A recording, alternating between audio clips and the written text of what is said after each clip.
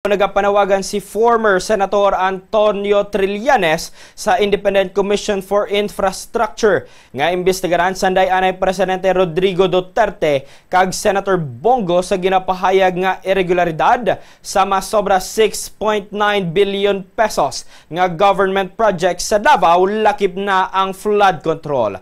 Sa sulat kay ICI Chairperson Justice Andres Reyes Jr., nagsumiter si Trillanes ang kopya sang complaint affidavit nga gin-file niya sa Office of the Ombudsman sang Oktubre 21 nga nag-akusar sa duha sang plunder kag graft. Suno kay Trillanes, marang mga kontrata sang gobyerno ang nakuha sang construction firms sang pamilya ni Go lakip ang joint ventures kaupod ang St. Gerard Construction nga ginapanagian sa mga Diskaya nga nalakip sa ginaimbestigaran nga flood control projects.